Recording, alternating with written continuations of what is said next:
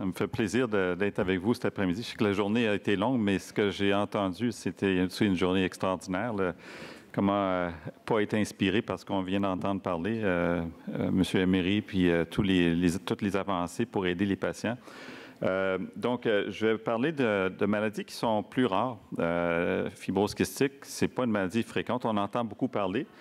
Puis il y a beaucoup de maladies pulmonaires qui sont relativement rares et c'est des gens qu'on ne veut pas oublier, qu'on ne veut pas laisser en arrière. Vous allez voir, la science ne les a pas oubliés, mais il y a d'autres défis qui nous attendent avec nos patients qui sont porteurs de maladies moins fréquentes. Donc, pour avancer, je ne sais pas si j'ai le contrôle des diapositives. Bon, parfait.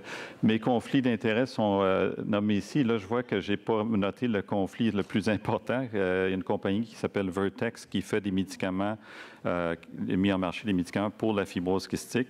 Je reçois des honoraires pour faire des conférences à l'occasion.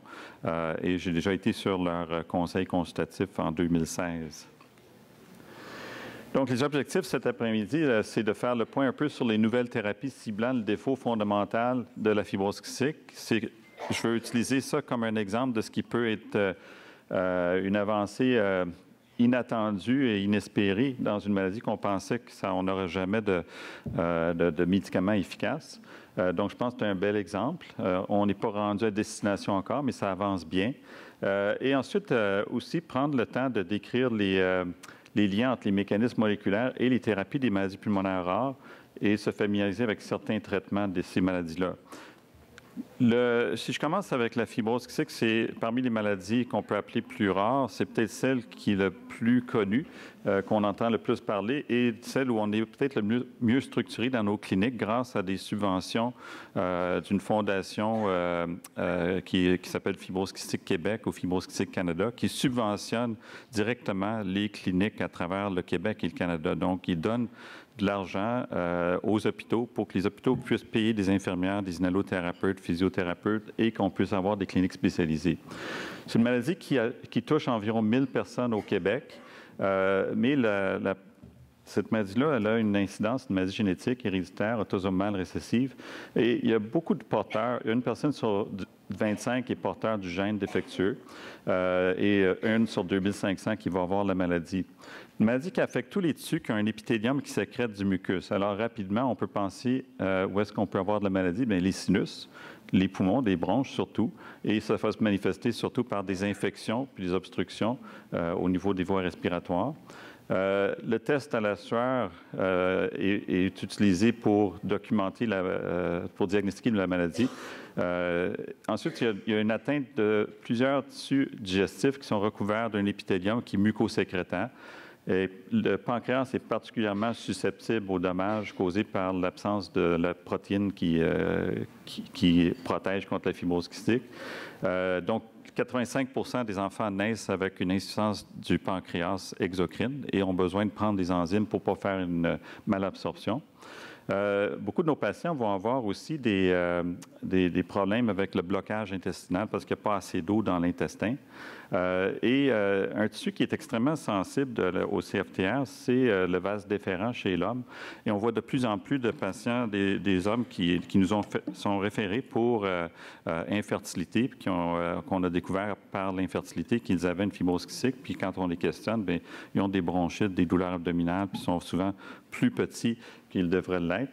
Et on aimerait beaucoup, ce qu'on n'a pas encore au Québec, avoir la possibilité de diagnostiquer tous les gens avec cette maladie-là à la naissance, ce qui est faisable, ce qui est fait partout ailleurs, au Canada puis en Amérique du Nord. Mais on a encore un petit peu de démarche à faire avec les instances décisionnelles pour que le dépistage de cette maladie à la naissance puisse se faire chez tous les enfants nouveau-nés au Québec. Donc, on diagnostique encore malheureusement des enfants, puis même des jeunes adultes, au lieu de savoir que la maladie est présente dès la naissance. Donc, qu'est-ce que c'est la fibrose kystique? C'est une maladie génétique qui touche un gène qui est situé sur le chromosome numéro 7. La découverte du gène qui provoque, qui nous protège pour ne pas avoir la fibrose cystique, le CFTR, Cystic Fibrosis Transmembrane Conductance Regulator, a été fait au Canada grâce à des subventions de recherche qui venaient de la Fondation de fibrose kystique. D'où l'importance d'avoir des fondations qui supportent la recherche. Puis, on peut dire que ça a été une découverte majeure pour la fibrose cystique, mais majeure pour l'ensemble de l'humanité, parce que suite aux technologies développées pour découvrir le gène de la fibrose kystique, il y a eu le projet du génome humain qui a été chapeauté par Francis Collins, qui était une des 3 personnes qui étaient responsables de la découverte du gène de fibrose kystique. Donc, les démarches qui ont été faites en recherche pour trouver le gène de fibrose cystique ont servi à lancer le programme avec les mêmes sortes de démarches et de technologies pour faire la cartographie de tout le génome humain. Donc, c'est une découverte majeure en médecine qui a permis beaucoup de choses pour essayer de rentrer dans l'ère moléculaire et de traiter les gens selon leurs défauts moléculaires spécifiques. Alors, qu'est-ce que c'est le CFTR, la protéine qui fait défaut? Mais c'est une petite protéine qui s'insère dans les membranes apicales, là où il y a du mucus. Ça, c'est l'extérieur de la cellule, ça, c'est l'intérieur de la cellule. Et vous allez voir, il y a un domaine ici qu'on appelle le domaine R, qui peut être en position fermée, comme on voit ici, ou qui peut être ouvert. Et lorsque le domaine R, le CFTR, est fermé, il n'y a rien qui peut sortir de la membrane, mais lorsque c'est ouvert, on voit qu'il y a des anions, des petites molécules négatives, le chlorure et le bicarbonate en particulier, qui vont partir à travers le CFTR et aller dans le mucus. Et la conséquence d'avoir le CFTR qui va aller dans le mucus est illustrée ici. Donc, lorsqu'on a une physiologie normale avec du CFTR qui est illustré en rouge, le chlorure et le bicarbonate vont être sécrétés dans le mucus, à la surface des cils qui battent dans les sinus, dans les voies respiratoires ou à la surface de l'intestin ou du pancréas. Et il va y avoir un appel d'eau qui va se faire parce que le chlorure va se lier au sodium et le sodium va attirer de l'eau. Donc, c'est une façon efficace d'hydrater le mucus. Et en même temps, ça c'est très important, je vais y revenir, le bicarbonate va ajuster le pH du mucus pour qu'il ne soit pas acide. Lorsqu'on n'a pas de CFTR, le chlorure ne peut pas sortir. Si le chlorure ne peut pas sortir, il s'accumule dans la région sous-muqueuse et le sel ou le sodium va être absorbé de façon excessive et l'eau va toujours suivre le sodium. Donc, il y a une déshydratation du mucus et le mucus devient un pH plus acide. Et c'est l'autre conséquence qu'on voit au niveau histologie, c'est lorsqu'on regarde les granules de sécrétion d'une cellule normale ou une cellule qui n'a pas de CFTR.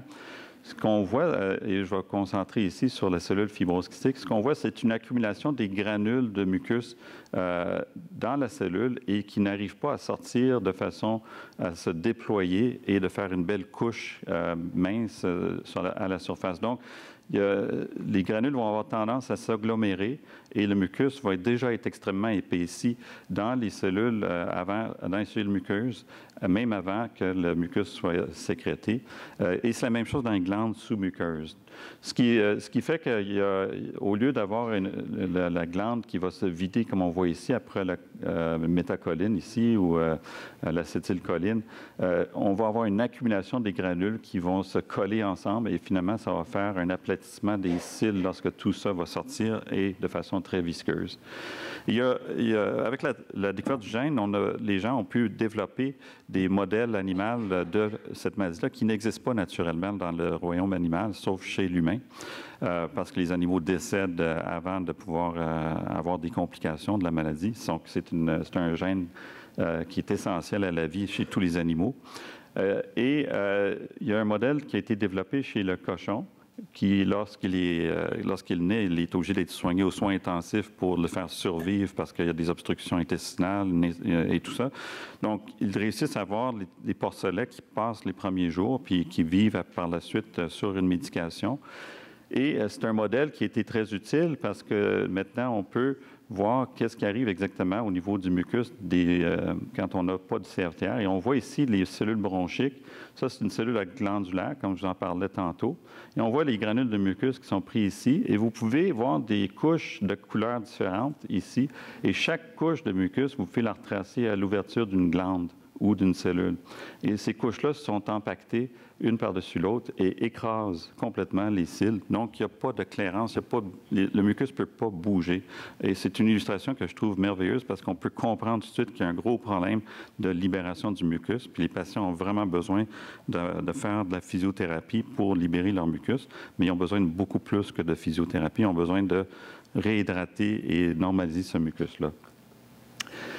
Pourquoi les patients avec fibrose kystique développent tant d'infections? Dès la naissance, un enfant ou le porcelet, le modèle animal, on va retrouver des bactéries qu'on ne retrouverait pas chez une personne qui n'a pas la fibrose kystique. Alors, qu'est-ce qui pourrait être l'explication? Bien sûr, la viscosité du mucus, c'est un facteur. Et on peut bien comprendre s'il n'y a pas d'eau, le mucus va être visqueux.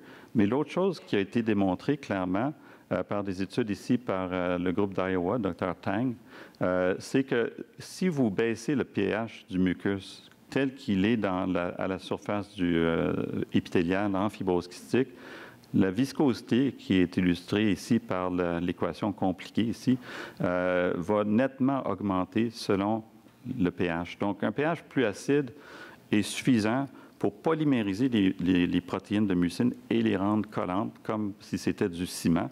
Et on peut mesurer cette viscosité-là. Donc, sans parler de l'eau, qu'on sait qui est déficiente, déjà juste le fait d'avoir un pH acide, c'est très mauvais pour les patients parce que ça rend le mucus encore plus polymérisé et plus visqueux. Donc, deux défauts principaux, l'absence d'eau et un pH acide.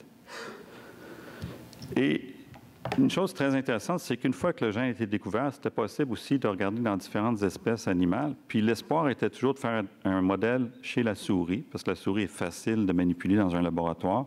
Puis on pensait qu'on aurait un beau modèle de fibrose kystique pulmonaire chez la souris. La surprise, les souris ne développent pas d'infection pulmonaire quand ils ont la fibrose kystique. Donc, de cette surprise-là, ça a pris plus que 20 ans entre le développement du modèle de souris de fibrose kystique et le jour où on a compris pourquoi elles ne développent pas d'infection respiratoire, même si elles ont la fibrose kystique. Et cette année, c'est un Dr. Welch qui a publié dans Science cet article-là, dans lequel ce qu'il a découvert, puis je vais aller rapidement au point, le message. Ce qu'il a découvert, c'est que lorsqu'on mesure le pH du mucus dans la surface pulmonaire d'un humain qui n'a pas la fibrose kystique, on obtient une valeur ici à 7,0. Et lorsqu'on le fait chez un patient, fibrose kystique, un enfant, on obtient 6,3. Donc, il y a une acidification importante. C'est une échelle logarithmique, donc c'est 8 à 10 fois plus acide dans la surface des fibroses kystiques. Quand on regarde notre porcelet, c'est la même histoire. Le pH est un petit peu plus alcalin, mais un porcelet fibrose kystique va avoir un pH nettement plus acide. Et la souris, ce n'est pas du tout la même histoire. Le pH est identique. Pourtant, la souris n'a pas de CFTR. Alors, c'est quoi l'explication? C'est que le Dr. Welch a regardé quelles étaient les autres protéines exprimées dans les différentes espèces. Puis ce qu'il a découvert, c'est que nous, les humains, comme les porcs, on produit une protéine qui est un canal qui permet aux acides de passer dans le mucus. Il doit y avoir une bonne raison pourquoi on a cette protéine-là qui laisse passer des acides ou des protons. On ne la connaît pas encore, cette raison-là. Et on sait que ça ne nous empêche pas d'avoir une santé en autant qu'on puisse faire passer aussi en même temps des bicarbonates. Et là, le pH, à ce moment-là, il est alcalin. Mais lorsqu'on on est un humain ou un porcelet et qu'on n'a pas de CFTR, c'est là qu'on va développer un pH qui est acide. Et chez la souris, même s'ils n'ont pas de CFTR, ils n'ont pas la protéine ici et ils n'ont pas de différence de pH. Alors, c'est quoi l'importance d'avoir le pH? J'ai parlé tantôt de la viscosité, mais l'autre importance, c'est illustré ici. Encore une fois, c'est le modèle de souris. Ici, on voit le pH qui était 7,2. Et là, ils ont pris la protéine de l'humain, puis ils l'ont fait exprimer chez des souris, la protéine qui produit de l'acide. Et là, ils ont réussi en faisant ça. La souris était quand même assez bien, mais elle avait un pH acide maintenant. Et elle ressemblait beaucoup à l'humain. Ça devenait un meilleur modèle. Et ils ont dit, on va aller voir à ce moment-là, est-ce que les bronches sont encore capables de tuer des bactéries. Et normalement, la souris normale va tuer 40 des bactéries, va avoir 40% des bactéries qu'on place sur la surface vont être mortes, mais quand le pH est plus acide, c'est beaucoup plus difficile de tuer les bactéries. Une autre façon de le voir, c'est la quantité de bactéries qui est nettement plus élevée. Donc, le défaut de CFTR entraîne plus de viscosité, moins d'hydratation et un défaut d'acidification qui va faire en sorte que l'activité pour tuer les bactéries qu'on a naturellement dans les bronches, cette activité-là ne fonctionne pas et on attrape plus facilement des infections. Alors, tout ça, c'est des découvertes qui sont intéressantes. Ça nous a mené, nous, à regarder aussi nos résultats qu'on avait dans le laboratoire. Puis on s'est dit, la principale cellule qui est responsable de manger les bactéries et de les tuer, c'est le globule blanc qu'on appelle le neutrophile. Le principal mécanisme par lequel le neutrophile va tuer des bactéries, c'est en faisant des oxydants, du peroxyde, de l'eau de javel, ce qu'on appelle la chémoluminescence ou la production du peroxyde. Et on a décidé, nous, de faire varier le pH de nos milieux, qui est un milieu qui ressemble un peu au mucus, et de mesurer la capacité du neutrophile de produire des oxydants pour tuer les bactéries. Et ce que vous pouvez voir, c'est qu'entre le pH 6 et 8, dans la zone qui est physiologique, il y a une relation linéaire entre le pH et la capacité des globules blancs de faire leur travail pour tuer les bactéries. C'est-à-dire que si le pH est plus acide, le neutrophile, les cellules ne sont plus capables de produire des oxydants et on peut présupposer que ça entraîne un défaut sévère pour tuer des bactéries dans les poumons. Alors, on avance tranquillement, puis on sait un peu plus qu'est-ce qui se passe en fibrose cystique, pourquoi les gens sont malades. Et vous allez voir tantôt que ça pourrait être très pertinent pour beaucoup plus de maladies que la fibrose cystique, incluant la MPOC. Je vais maintenant changer un peu de thème et vous parler de quelque chose qui est très excitant, c'est des nouvelles thérapies. Des nouvelles thérapies qu'on a toujours pensé qu'en fibrose cystique viendraient de la thérapie génique, mais qui finalement viennent de la pharmacologie traditionnelle et aussi de la thérapie génique. Alors, il y a plus de 2000 mutations qui donnent des gènes qui sont défectueux en fibrose cystique. On ne peut pas corriger, on ne peut pas avoir un traitement pour chacun des gènes. Donc, ce que les chercheurs ont fait, c'est qu'ils ont fait une classification en 5 groupes. Donc, ils ont dit il y a 5 classes de mutations, essentiellement, 5 synthèses. On a un arrêt prématuré de transcription du gène. On a une classe où la protéine est fabriquée, mais elle est défectueuse, puis elle est dégradée. Et ça, c'est la mutation qu'on voit chez 90% de nos patients au Québec. Donc, si on avait un médicament pour la classe 2, là, on aiderait beaucoup de monde au Québec. Et une classe 3, où la protéine est produite, mais elle ne s'ouvre pas lorsqu'elle est à la membrane. Les deux autres, j'en parlerai pas, parce que la 4 et la 5, c'est rare que les gens sont sévèrement malades. Donc, les gens se concentrent beaucoup sur les classes 1, 2 et 3. Particulièrement sur la classe 2. Mais je commence par la classe 1. La classe 1, c'est un problème d'arrêt transcriptionnel et il y a des médicaments qui peuvent faire passer à travers l'arrêt transcriptionnel qui s'appelle Atalurène ou Translarna, c'est la même chose. Et l'étude initiale une douzaine de malades était très prometteuse. Les études plus importantes depuis n'ont pas été aussi prometteuses et les études ont été reprises. On n'a pas encore toutes les réponses. Donc, on n'a pas encore de solution pharmacologique pour la classe 1. Et ça devient plus compliqué parce qu'on s'aperçoit que chaque mutation qui est représentée par les... je vais essayer de trouver mon pointeur ici. Chaque mutation qui est représentée ici par les différentes classes peut avoir des défauts non seulement de sa classe, comme ici la 508, on dit que c'est une classe 2, mais elle a des caractéristiques des autres classes aussi. Donc, il faudrait avoir probablement un nouveau médicament qui corrige plusieurs défauts pour la même mutation. Et ce graphique-là est beaucoup plus complexe et nous dit que les produits pharmacologiques qu'on va développer, il va falloir qu'il y ait plusieurs cibles pour finalement réussir à corriger le tout. Pour la classe 1, puis pour les autres maladies génétiques, ce qui est vraiment très intéressant, puis je ne veux pas passer beaucoup de temps ici, mais juste pour ouvrir la porte à ça, c'est qu'il y a une technologie maintenant qui existe qui nous permet d'éditer in vivo et de corriger des mutations chez un être vivant.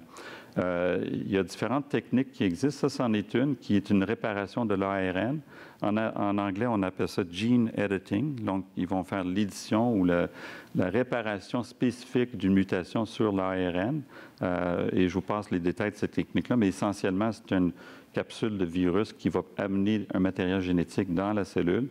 Et la cellule, à ce moment-là, va avoir une séquence qui va être complémentaire aux régions entourant le défaut, puis une machinerie enzymatique qui est capable de couper et de remplacer la base nucléique qui fait défaut, puis après ça, de rescinder le tout, comme si on avait fait une petite patch sur une paire de jeans qui est déchirée. On a juste cousu la petite déchirure, puis tout le reste du jeans est encore bon. Donc, c'était de la science-fiction il y a 5 ans. Aujourd'hui, ça se fait. Ça se fait chez les animaux. Ça ne se fait pas encore chez l'humain. Il y a des questions d'éthique, puis il y a aussi beaucoup de questions encore au niveau du développement. Mais ce n'est plus une technologie de science-fiction, c'est une technologie qui peut se faire. On peut également utiliser une autre technique qui s'appelle le CRISPR. Puis, il y en a certains d'entre vous qui sont familiers avec ce terme-là. On va en entendre de plus en plus parler, le Cas9 CRISPR. Cas9, c'est une protéine qui va couper l'ADN. Puis le CRISPR, c'est des Clustered Regularly Interspaced Palindromic Repeats. Donc, c'est des endroits sur le gène qui se répètent et qu'on peut monter une petite machine où il y a une partie d'ADN qui reconnaît le défaut, une partie d'ADN qui va amener la correction. Puis, il y a le Cas9 qui est un enzyme qui va couper, puis après ça, permettre de ressouder l'ADN avec maintenant le défaut qui est disparu. Donc, ça permet d'éditer le génome et de modifier spécifiquement n'importe quelle base nucléique qu'on voudrait modifier. Et ça, c'est juste pour l'illustrer. En mauve, vous voyez, ça, c'est le Cas9, qui est l'enzyme qui coupe, représenté par des ciseaux. Puis vous avez des séquences d'ADN qui vont reconnaître l'endroit qu'il faut réparer. Puis vous avez aussi, qui n'est pas illustré ici, mais des acides nucléiques qui vont venir remplacer ça. Et après ça, votre enzyme qui va refermer ça comme une fermeture éclair. Donc, on peut vraiment modifier, corriger un défaut.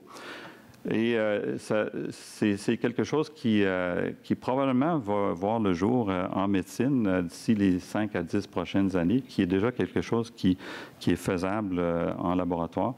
Et j'arrive d'un congrès américain de fibrose kystique où la Fondation américaine croyait que ça serait peut-être même en dedans de 5 ans qu'ils vont pouvoir faire les premières études cliniques. Les applications de ces nouvelles technologies-là pour éditer des gènes, des défauts de gènes, c'est bien sûr la thérapie génique, la production de médicaments, mais une autre application très intéressante, c'est que tu peux maintenant prendre un gène d'une maladie rare puis l'insérer dans une souris, prendre le gène humain, l'insérer dans une souris, puis là, tu as un modèle animal du gène qui est le gène humain, et ça vient juste d'être fait chez la souris pour la fibrose kystique. Donc, on appelle ça des souris humanisées, un peu comme Mickey Mouse.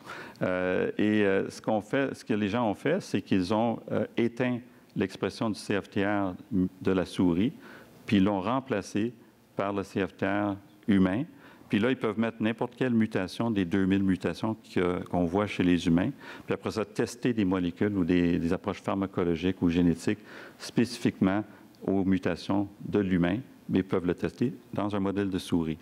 Donc, ça va permettre d'avancer beaucoup sur le gene editing. Et la technologie avance tellement vite que je pense qu'il va falloir aussi qu'on rattrape avec des discussions de l'éthique aussi, parce que est-ce qu'on veut tout corriger ou est-ce qu'on veut juste corriger des défauts qui sont fatals? En tout cas, c'est une discussion qu'il va falloir avoir bientôt parce que la technologie avance très rapidement. Classe 2 et classe 3, un peu plus simple, c'est des approches traditionnelles. Mais là, je veux juste vous les présenter rapidement parce que je pense que c'est tellement une histoire qui est encourageante pour les patients qu'il faut en parler. Donc, la classe 3, c'est une mutation où le défaut, c'est que le CFTR ne s'ouvre pas à la membrane. Le CFTR est là, mais il reste fermé tout le temps et les gens ont une maladie très sévère. Ce qui arrive, c'est que le mucus devient épais, les bactéries s'accumulent, on a du pus à la surface des bronches. Et là, l'idée, c'est d'avoir un médicament qui pourrait réouvrir puis permettre de corriger ce défaut-là. Et ce médicament-là, qui est maintenant sur le marché, existe. Il s'appelle Ivacaftor. Et je passe tout de suite aux résultats des études cliniques qui ont été faites quand même chez 150 malades sur une période de 42 semaines. Il y a maintenant des données sur 2 ans. Et ce qui est intéressant, c'est que tout ce que je vais vous présenter persiste au long terme. Donc, il n'y a pas de perte de fonction. Rapidement, dans la première semaine, ce qu'on voit, c'est la correction du chlorure du test de la sueur. Quand tu fais un diagnostic de fibrose cystique, il faut avoir un test de la sueur qui est plus élevé que 40. Donc, la ligne qui est ici, 40 ou 50. Et lorsque tu as un test de la sueur dans cette zone-là, c'est considéré comme dans les valeurs de zone grise presque normale. Ça, c'est des patients qui ont la fibrose cystique toujours, qui ont des mutations spécifiques de classe 3. Puis, ça, c'est des gens sur placebo. Vous voyez que leur test de la sueur reste très, très anormal. Mais lorsque, dans la première semaine, ils prennent l'ivocaftor, ils normalisent presque leur test de la sueur. Donc, c'est assez exceptionnel. C'est la preuve qu'on est capable, avec une approche pharmacologique, de faire ouvrir des canaux de chlorure et de guérir le défaut moléculaire chez certains patients qui ont la fibrose cystique. Et plus important encore, c'est que lorsqu'on leur donne ce médicament-là, en dedans d'une semaine, leur VEMS, notre mesure standard de la fonction respiratoire, augmente de 10 et continue à augmenter pendant les semaines qui suivent.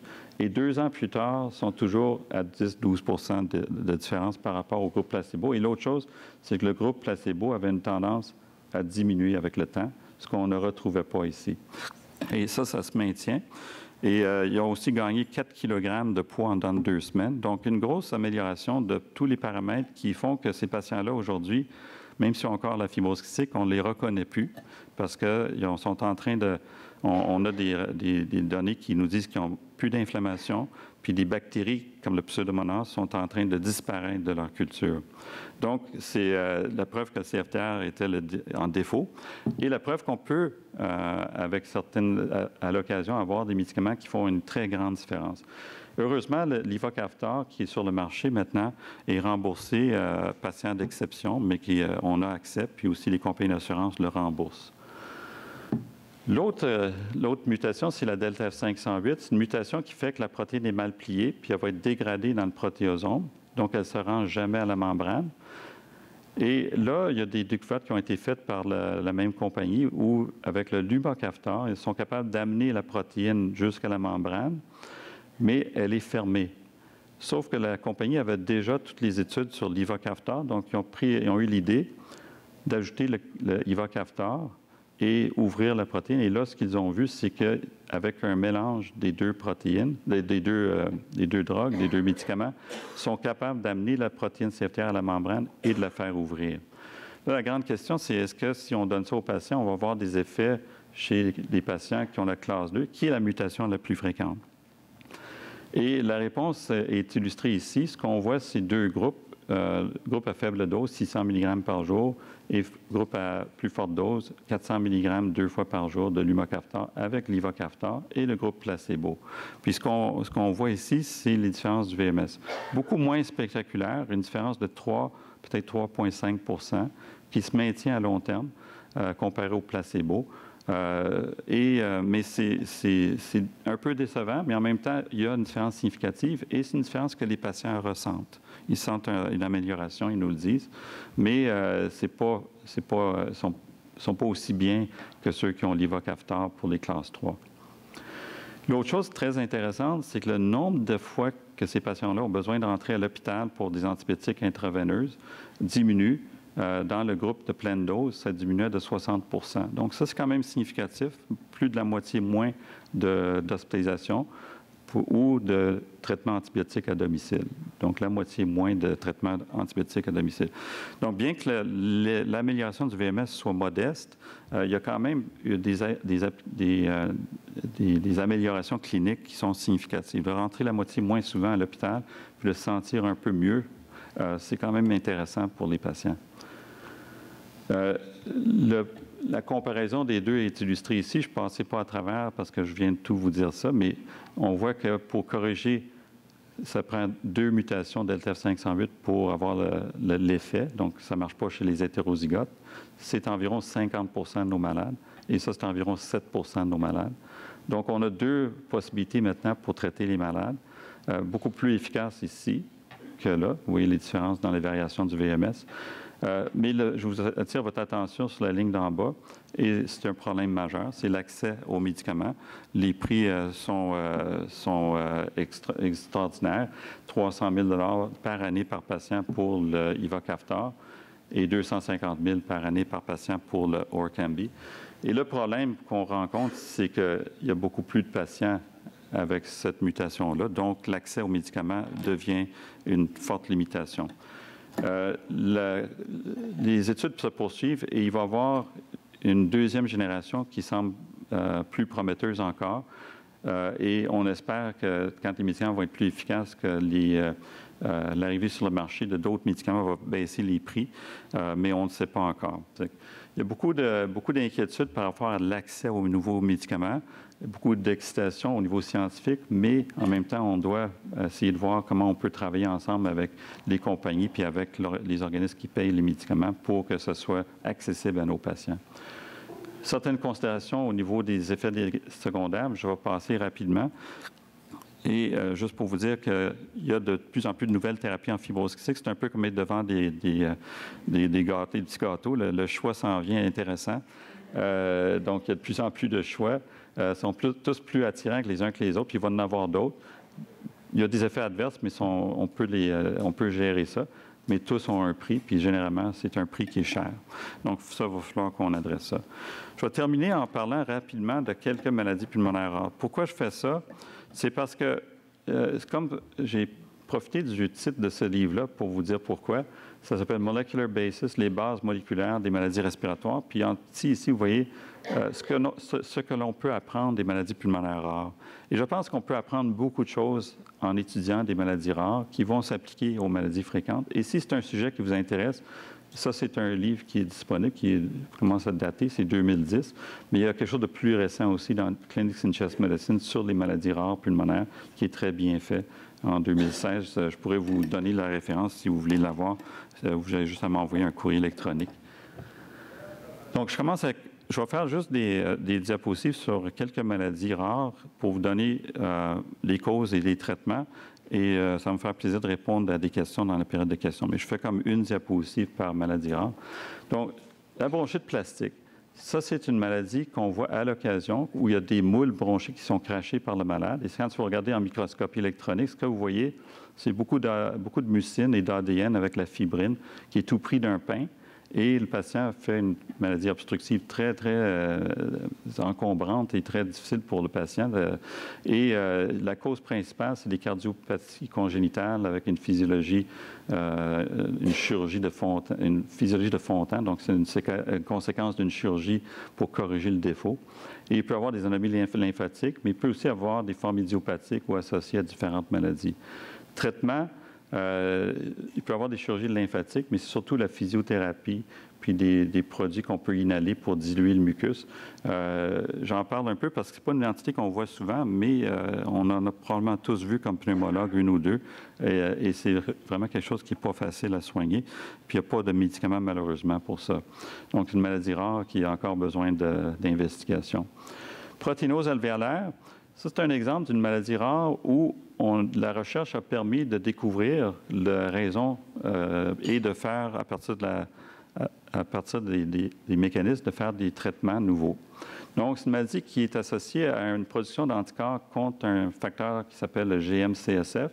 Le GM-CSF est essentiel pour que les macrophages, qui sont les cellules qui vont libérer le surfactant, qui vont prendre le surfactant et le digérer.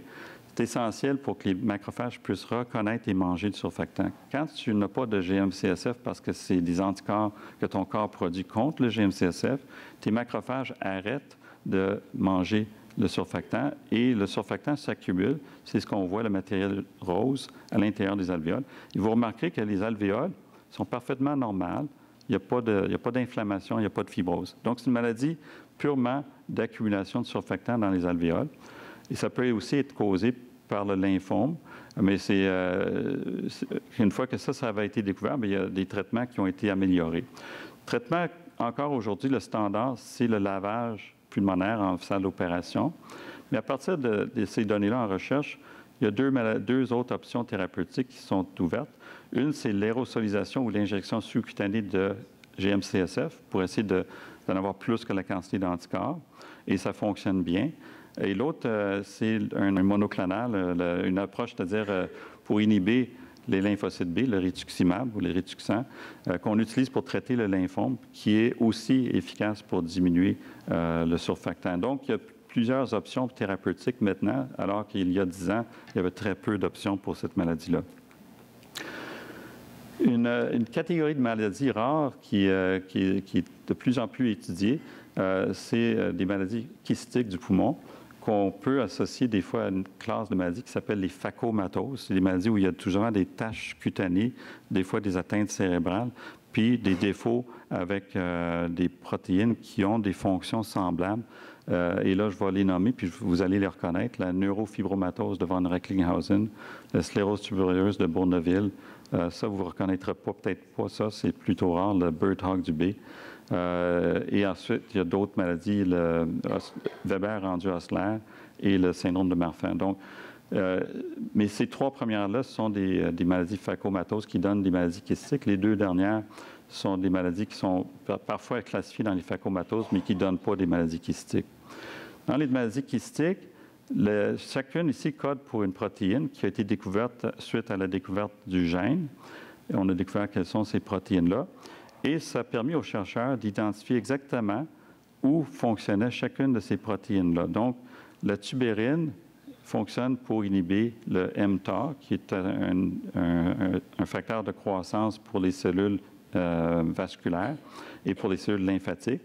Et lorsque tu n'as pas de tubérine, tu as trop d'mTOR et tu vas faire ce qu'on appelle la lymphangioléomyomatose, la LAM, qui est une maladie qui arrive chez les femmes, très rare comme maladie, une personne sur 1 million, seulement les femmes. Pourquoi seulement les femmes?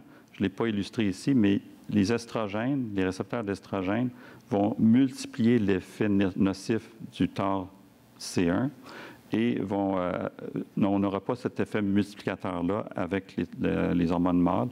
Donc, c'est vraiment un effet des estrogènes qui fait ça quand la femme a une mutation de son gène TSC1 ou la maladie de Bourneville. La lymphangioméomatose arrive le plus souvent chez les gens qui n'ont pas la maladie de Bourneville. C'est des mutations sporadiques. Maintenant qu'on connaît le mécanisme moléculaire, il y a des études maintenant qui ont été faites avec la rapamycine de sirolimus et d'autres inhibiteurs de mTOR et qui ont des effets bénéfiques chez les femmes qui ont cette maladie-là. Donc, un autre exemple, la lymphangioléomyomatose, où la recherche a mené à un traitement qui maintenant est utilisé en clinique, qui n'est pas parfait, mais qui aide un peu.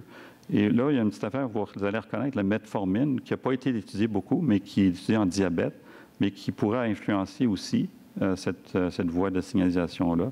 Puis d'autres médicaments qui ont été développés pour la sclérose en plaques, mais qui pourraient peut-être être intéressantes dans les maladies pulmonaires.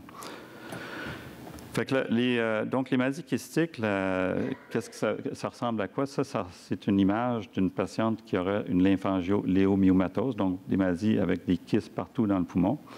Et la classique, c'est ce que je viens de parler, la lymphangioléomyomatose, qui peut être sporadique le plus souvent, mais peut aussi être associée à une maladie génétique héréditaire, la sclérose tubéreuse. La neurofibromatose peut donner la même image radiologique, surtout chez les gens qui fument, et le Birdhog du B aussi. Donc, beaucoup de connaissances qui avancent et qui vont permettre de développer des traitements plus efficaces. Rapidement, une maladie Weber rendu Osler, c'est une maladie qui donne des malformations vasculaires, des télangiectasies, et dans le poumon qui peut donner des malformations artéroveineuses et qui va à ce moment-là peut être risqué, peut aussi en donner au cerveau, peut avoir des saignements au niveau cérébral.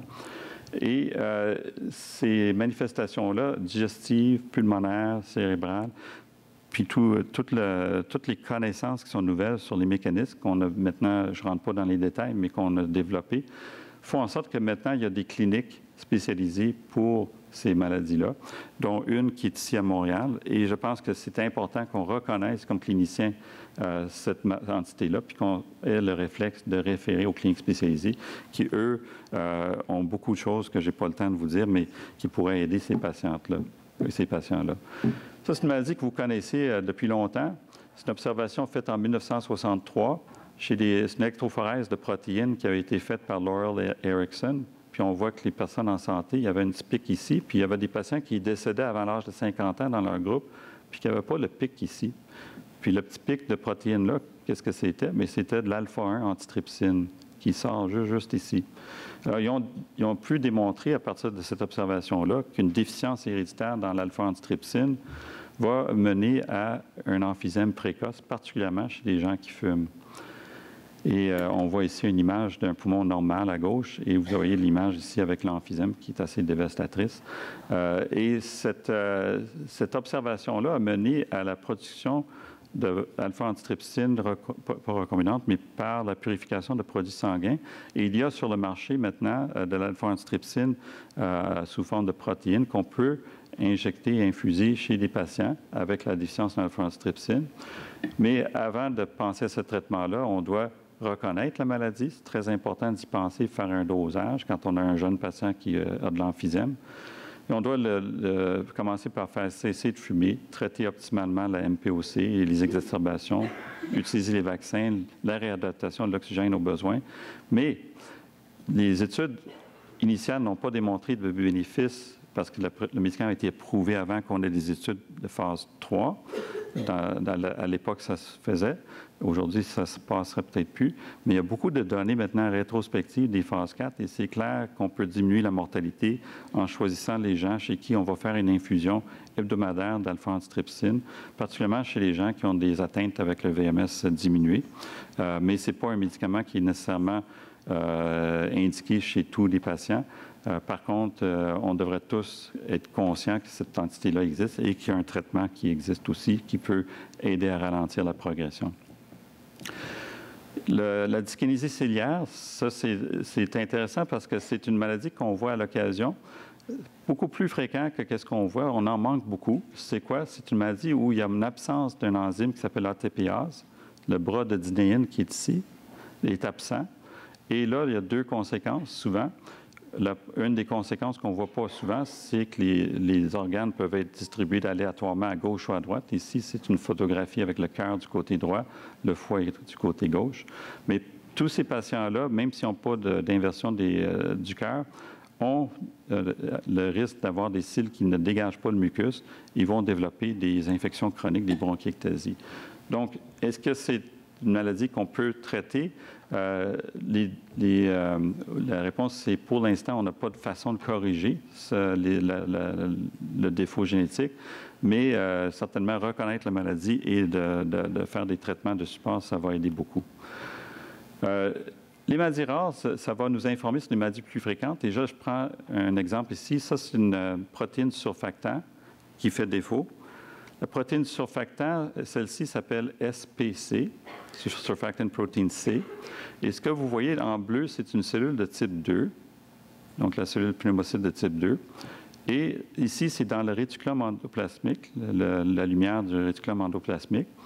Et la protéine SPC est fabriquée, puis elle a une petite partie en vert qui s'appelle le peptide mature du SPC. Ce peptide-là doit faire son chemin jusque dans le surfactant qui est à la surface des alvéoles. Et quand les nouveau-nés naissent prématurément, ils ne sont pas capables de produire du surfactant ici, puis ils vont avoir un poumon qui va être en détresse. Et lorsqu'il y a une mutation de cette protéine-là, c'est pas fatal, mais les enfants vont développer souvent, si ce n'est pas à l'enfance, ça va être à l'âge adulte, une fibrose pulmonaire. Alors, je prends le temps de juste en parler un petit peu parce que ça va nous informer sur la fibrose pulmonaire idiopathique et les formes plus communes que vous allez entendre parler demain. Il y a un domaine ici, le défi ici, c'est de prendre cette peptide-là puis de l'amener à la surface alvéolaire extracellulaire. Le problème, c'est que ça précipite dans l'eau. C'est une protéine qui va précipiter et va s'agglomérer lorsqu'elle est au contact de l'eau. Donc, elle doit traverser le cytoplasme, qui est comme un lac plein d'eau, pour aller dans l'épithélium, dans la surface épithéliale des alvéoles. Pour faire son trajet, elle doit être conjuguée à ce domaine-là qui s'appelle le domaine Bricos. Et vous voyez que la partie verte entre directement ici. Et là, elle est protégée contre la précipitation, puis elle peut se rendre dans le milieu extracellulaire. Puis, rendu au milieu extracellulaire, il y a un processus qui va faire que le peptide va être libéré et il peut s'associer aux phospholipides, puis maintenant faire le travail de diminution de tension de surface. Mais pour les patients qui ont le malheur d'avoir une maladie rare, génétique, où le domaine Bricos ne peut pas reconnaître le peptide doit faire le voyage tout seul. Et ce qui arrive, c'est qu'il va y avoir tous ces peptides-là vont s'accumuler, vont se déposer, pareil comme les plaques qu'on voit d'amyloïdes chez les cerveaux de gens qui font de la maladie d'Alzheimer. Mais c'est l'accumulation de plaques de protéines dans des cellules de type 2. Et c'est seulement les cellules de type 2 qui sont malades. Ce n'est pas d'autres cellules que ça. Et pourquoi je vous en parle? C'est une maladie excessivement rare. Ce n'est pas si important que ça de savoir ça. Mais c'est que ça nous a permis de voir que le pneumocyte de type 2, tout seul, est essentiel pour prévenir cette maladie-là. Et là, cette maladie-là, c'est quoi? Bien, vous avez 3 malades. Vous avez un sujet normal, puis vous avez 3 différents malades. C'est des poumons d'humains. Cette personne-là a une fibrose pulmonaire idiopathique sporadique. Cette personne-là a une fibrose pulmonaire idiopathique familiale qui n'est pas reliée aux mutations de la protéine du surfactant. Et cette personne-là a une fibrose pulmonaire reliée à un défaut du surfactant. C'est des colorations avec différents marqueurs, mais juste pour faire une longue histoire courte, je vous dirais que les images pour les 3 patients sont identiques. Donc, on a la preuve que la cellule de type 2 est essentielle pour prévenir la fibrose pulmonaire idiopathique.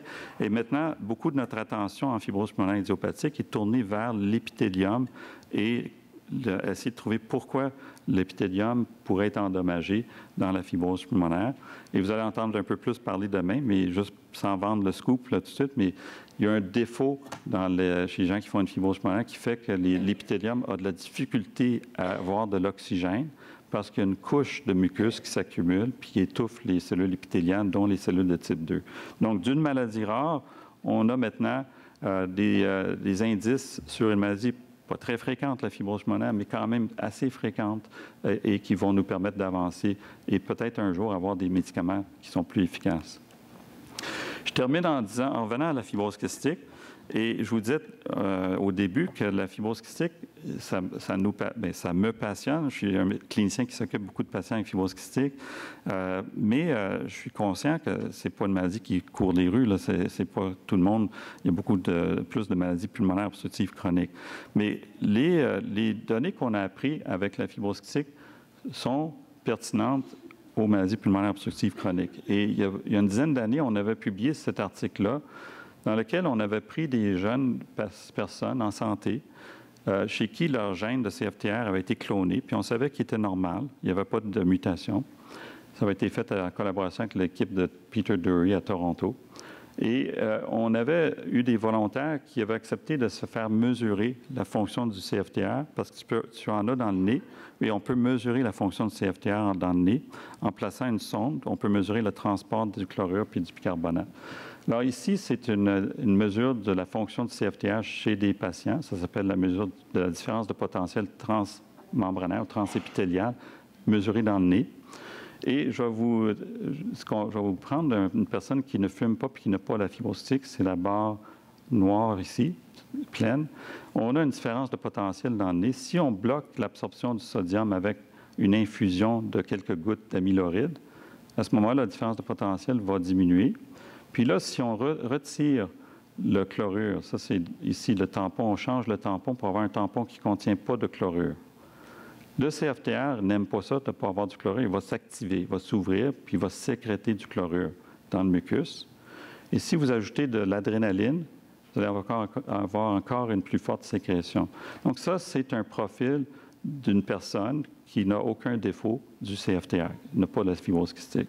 On va aller tout de suite aux patients avec la fibrose kystique. Les patients avec fibrose kystique qui ont une absorption excessive de sodium qu'on peut bloquer avec l'amyloride. Donc, ils retournent aux valeurs normales ici. Puis là, on essaie de mesurer la fonction du CFTR en enlevant le chlorure. On enlève le chlorure dans la perfusion du nez. Et là, contrairement aux patients qui n'ont pas de fibrose kystique, personne en santé, patient avec fibrose kystique, qu'est-ce qui arrive? Il n'y a aucune différence de potentiel. On ajoute l'adrénaline, il n'y a aucune différence de potentiel. Là, on ajoute l'ATP pour activer un canal de chlorure qui ne dépend pas du CFTR. Puis on voit que ce n'est pas parce que nos électrodes étaient mal placés, on est capable de détecter une différence. Donc, c'est un contrôle positif. Mais ça, c'est un test classique d'une personne qui a la fibrose kystique. Maintenant, on avait 19 fumeurs de 20 à 25 ans, des jeunes fumeurs, et qui avaient tous eu leur gène cloné, séquencé. On savait qu'il n'y avait pas de mutation du tout. Leur seul défaut, c'est qu'ils fumaient la cigarette. Là, on a fait la même mesure. Au début, il y avait de l'air tout à fait comme les autres. On bloque le transport du sodium. On retrouve ici comme des gens normaux. Mais quand on a enlevé le liquide, puis on a remplacé par un liquide qui ne contient pas de chlorure, le CFTR était inactif complètement. Et ça prenait une dose d'adrénaline pour commencer à avoir du CFTR ici, donc un bêta-agoniste. Et là, on voyait un peu, puis à la fin, on mettait l'ATP, puis on voyait qu'on avait... Mais si vous regardez la différence des tracés, ce tracé-là du fumeur en santé ressemble beaucoup plus à un tracé d'une personne qui a la fibrose kystique qu'un tracé de quelqu'un qui ne fume pas la cigarette. Pourtant, ce sont deux personnes en parfaite santé qui n'ont pas la fibrose kystique. De ces données-là, ça a parti plusieurs travaux par la suite de gens qui ont dit bon, on va travailler sur le CFTR, mais pas en fibrose kystique, en MPOC. Et aujourd'hui, on sait, il y a beaucoup d'articles qui sortent où on voit que les gens qui ont de l'emphysème ont une déficience de CFTR dans leurs alvéoles.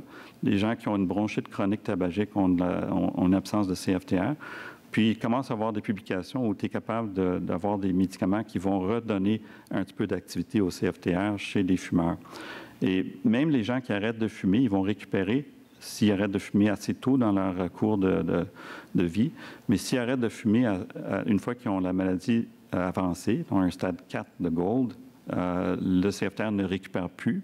Puis s'il y en a parmi vous qui sont des cliniciens, des infirmières, des inhalothérapeutes, vous avez sûrement vu des gens avec MPOC qui ont du Staphylococcus aureus, du SARM, du Pseudomonas aeruginosa, puis de l'Aspergillus. Ça ressemble de plus en plus à une flore de fibrose kystique. Puis ils ont beaucoup une bronchorrhée purulente. Donc, de là, le message que je veux laisser, c'est qu'entre maladies moins fréquentes, ça nous donne des indices qui nous permettent de comprendre des maladies plus fréquentes, puis je pense que c'est important.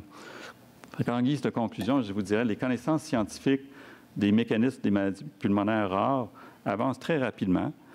Je vous ai parlé de gene editing, la façon d'éditer des gènes, que ça avance tellement vite qu'il faut qu'on avance, nous aussi, du côté éthique pour savoir qu'est-ce qu'on va faire une fois qu'on a cette capacité-là, comment on va baliser tout ça. Et je n'ai pas parlé beaucoup de certaines maladies, telles que la maladie de dystrophie de Duchenne, mais c'est des maladies génétiques qui pourraient avoir un grand bénéfice de ces nouvelles technologies-là. Il y a des thérapies des nouvelles qui ciblent des mécanismes fondamentaux de la fibrose kystique et d'autres maladies pulmonaires qui arrivent en clinique. Et on l'a bien vu en fibrose kystique, il y en a qui sont merveilleuses, qui ont des très beaux effets. On en a dans plusieurs autres maladies. Donc, c'est excitant, puis ça va continuer à avancer rapidement. Mais il y a un gros mais ici, c'est que l'accès aux nouvelles thérapies est de plus en plus difficile en raison des coûts très élevés des médicaments. Je vous ai présenté 2 médicaments qui coûtent au-dessus de 250 000 $ par année par patient. Et ça, c'est un commentaire personnel. Je trouve qu'on n'a pas assez de dialogue entre les personnes expertes et les instances décisionnelles pour essayer de travailler ensemble puis dire c'est quoi les solutions. Est-ce qu'on continue à en développer? Ça va être quoi? Là? On ne dit rien puis on continue puis on va sortir des médicaments à 1 million de $. On ne peut pas se les permettre. À un moment donné, il va falloir que tout le monde s'assoie puis qu'on dialogue ensemble puis qu'on dise mais ça n'a pas de bon sens puis on va mettre où est-ce qu'on met nos priorités. Puis finalement, ce que nous pouvons apprendre des maladies pulmonaires rares, je pense que ça, c'est très important, c'est que ça nous informe sur les mécanismes des thérapies des maladies communes. Puis je pense que c'est une des raisons qui me motive pour essayer de comprendre les maladies rares. Puis l'autre, bien sûr, c'est pour jamais oublier nos patients. Même s'ils ont une maladie rare, il faut qu'ils aient accès aux meilleurs soins le plus possible. Alors, ça va me faire plaisir de répondre aux questions. Si vous n'êtes pas trop fatigué, merci de votre écoute.